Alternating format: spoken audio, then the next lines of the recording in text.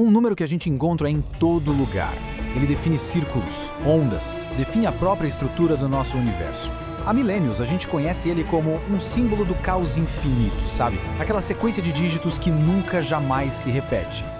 Mas e se essa verdade, que é um pilar da matemática, estiver errada? E se existir uma ordem escondida bem ali, onde a gente sempre viu só o caos? Vamos mergulhar numa ideia que desafia tudo que a gente achava que sabia. Olha, desde a Grécia Antiga, π é a definição perfeita de um número irracional. Os dígitos dele vão até o infinito, sem nenhum padrão, sem repetição. É um caos numérico que é até bonito de se ver, de tão imprevisível. Isso foi provado, tá? Ele é irracional desde 1761. E depois, em 1882, provaram que ele é transcendental, o que significa que ele não é solução para nenhum tipo de equação simples. Enfim, é uma base sólida da matemática. Ou pelo menos era o que a gente pensava. Então, para a gente entender de verdade o tamanho da reviravolta que essa nova ideia propõe, vamos primeiro firmar os pés no que já é conhecido. O que a matemática estabeleceu sem nenhuma dúvida sobre a natureza do π. Então, o que significa irracional na prática? Significa que não dá para escrever ele como uma fração simples, tipo 1/2 ou 3/4. Imagina seguir os dígitos do π para sempre. A matemática garante para a gente que você nunca vai encontrar um padrão que se repita. Essa é a rocha sobre a qual todo o nosso entendimento foi construído. E exatamente essa rocha, essa verdade que parecia inabalável, que uma pesquisa nova e muito ousada está tentando quebrar. Então se prepara, porque agora a gente vai entrar num território que pode literalmente reescrever os livros de história da matemática. E essa afirmação vem do pesquisador Clovis Rocha Sampaio Júnior, e ela é tão direta quanto chocante. Ele basicamente diz que, ao contrário de tudo que a gente aprendeu, o π não é caótico. Pelo contrário, ele afirma que o π tem um padrão periódico escondido, o que, por definição, faria dele um número perfeitamente racional. Agora, uma afirmação desse calibre exige um método igualmente poderoso, né? Como é que alguém simplesmente ousa desafiar gigantes como Arquimedes, Euler, todos os gênios da matemática? A resposta, segundo Sampaio Júnior, não está numa matemática nova, mas num jeito novo de enxergar a geometria antiga, usando um verdadeiro arsenal de ferramentas modernas. O método dele junta 3 jeitos diferentes de ver o espaço.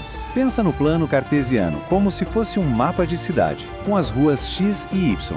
As coordenadas polares já são outra coisa. É como dar uma direção a partir de um ponto central, uma distância e um ângulo. Perfeito para círculos. E o plano isométrico dá pra gente uma visão 3D numa tela 2D. Ao juntar essas 3 lentes dentro do software GeoGebra, Sampaio Júnior afirma ter criado um modelo que revela coisas sobre o círculo que a gente nunca tinha visto antes. O processo todo segue uma lógica de 4 passos bem definidos. Primeiro, o modelo estabelece novas relações geométricas para o círculo, olhando por essas 3 lentes ao mesmo tempo. Depois, ele usa séries de cálculos trigonométricos, cálculos infinitos, para explorar essas relações bem a fundo. O terceiro passo é observar o valor de π que esse modelo novo gera. E o passo final, é a conclusão chocante da pesquisa. O número que aparece não é caótico. Ele mostra um padrão claro, que se repete. E se isso for verdade, o π tem que ser racional. Não tem outra saída. E é aqui que a história dá uma virada fascinante. Essa ideia de que existe uma ordem matemática profunda escondida bem debaixo do nosso nariz não é exatamente nova. Na verdade, essa mesma ideia de um π preciso e ordenado pode ter sido gravada em pedra há milênios, lá nas areias do Egito. Essa linha de pensamento nos leva direto para a grande pirâmide de Gizé. E se ela não for só uma tumba? E se for um livro de matemática, de astronomia, escrito em pedra, guardando segredos sobre a natureza do nosso universo? Vamos aos números. As dimensões da pirâmide parecem codificar aquela aproximação clássica do π, 22/7. Pensa só, a altura é de 280 côvados reais e a base 440. A razão entre a altura e metade da base é 14/11. Dobra isso e o que a gente tem? 22/7. Uma aproximação do π com uma precisão impressionante, de 99,96%. E a conexão fica ainda mais profunda, mais estranha. A própria unidade de medida que eles usavam, o côvado real, parece ter o π embutido. O valor dele, 0,5236 metros, é o mesmo que π dividido por 6. Em geometria, π sobre 6 radianos é a mesma coisa que 30 graus. E adivinha só qual é a latitude exata onde a grande pirâmide foi construída? 30 graus. Quantas coincidências a gente precisa ter antes de começar a achar que isso foi de propósito? E a evidência não para por aí. A proporção diagonal da pirâmide dá uma solução elegantíssima para um dos problemas mais antigos da matemática, a quadratura do círculo. Esse desafio, que deixou os gregos malucos por séculos, ela é basicamente desenhar um quadrado com o mesmo perímetro de um círculo. A geometria da pirâmide resolve isso com uma precisão de outro mundo, o que reforça essa ideia de um conhecimento muito profundo e intencional. E assim, a gente chega no coração do paradoxo. De um lado, séculos de matemática moderna, dizendo que o π é o caos infinito. Do outro, uma nova teoria ousadíssima, que ecoa a sussurros de uma sabedoria antiga gravada em pedra, sugerindo uma ordem profunda, racional. Esse é o ponto central de tudo. A gente tem a matemática antiga, na pedra, que mostra uma ordem precisa.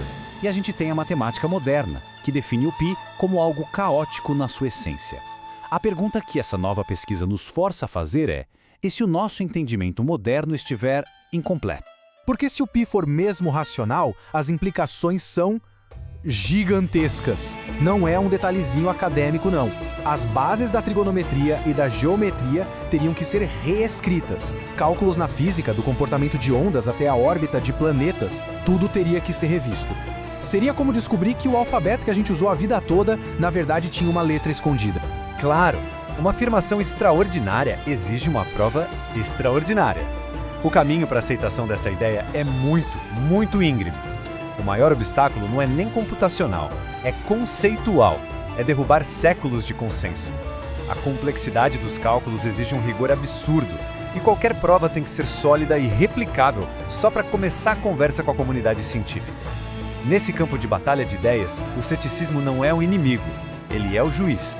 Das proporções das pirâmides aos pixels nas nossas telas, a busca para entender a verdadeira natureza do π é uma jornada que atravessa milênios. A pergunta que fica no ar é se a gente está agora, talvez, testemunhando o começo de uma mudança fundamental na nossa compreensão do universo. Toda essa exploração foi baseada na pesquisa provocadora de Clovis Rocha Sampaio Júnior.